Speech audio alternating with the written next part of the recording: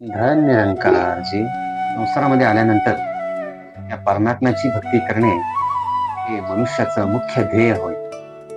म्हणून जन्माला आल्यानंतर मी म्हातारपणी भजन करीन, मी नंतर सवड मिळाल्यानंतर भजन करीन असं म्हणणे आपल्या पतनाचा कारक ठरणार आहे. कारण हा आयुष्य अल्प आयुष्य मानव देह शत गणिले ते अर्धा रात्र काय, हा शरीर हे आपल्याला धोका देणार आहे. म्हणून याच्यावर आपण विश्वास करायचा नाही.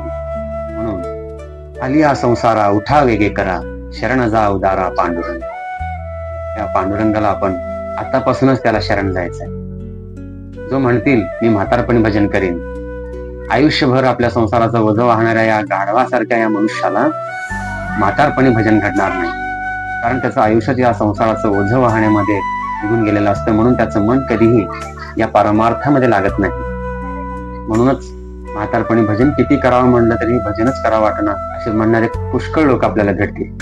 म्हणून लवकरच ताबडतोब आपल्याला या भजनामध्ये लावायचं आहे, सत्संगामध्ये लावायचं आहे. जेणेकरून भजनामध्ये सत्संगामध्ये सतत आपलं मन त्या भगवंताचे चिंतनामध्ये त्या भगवंताचं मनन करीत असून आपण सुद्धा ईश्वर स्वरूपच होऊन जातो. म्हणून एकनाथ महाराजांनी भागवतामध्ये सुंदर असं उदाहरण देत सांगतात. एक भिंगुरटी असते, घराच्या एका कोपऱ्यामध्ये मातीचं घर करते, त्याला आपण भुंगा म्हणतो. ते भिंगुरटी बाहेरून माती आणून आपल्या घराच्या एका कोपऱ्यामध्ये घर करतं आणि त्या घरामध्ये बाहेरून किडे आणून जमा करीत असतो. आपण मोठे आळ्या म्हणतो, ते आळी आणून आपल्या घरामध्ये जमा करीत असतो. नाथ महाराज सुंदर असे उदाहरण सांगतात. भिंगुरटी कीटकी ते धरी आणि कोंडी भिंती माजिले घरी, तेने मरण भय ध्यान करी निरंतर भ्रमरीचे.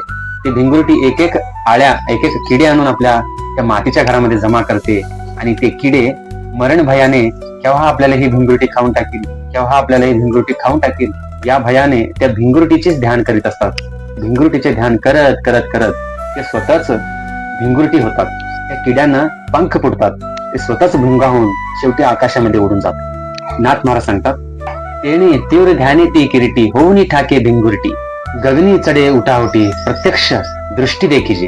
ते किडे त्या मातीच्या घरामध्ये राहून त्या भिंगुरटीचे ध्यान करत करत करत आपलं मन त्या भिंगुरटीमध्ये एकरूप करून शेवटी स्वतः भिंगुरटी होतात, त्यांना पंख फुटतात आणि ते आकाशामध्ये उडून जातात.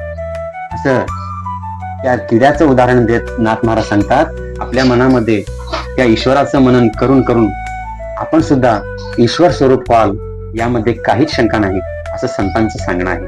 धन निरंकार.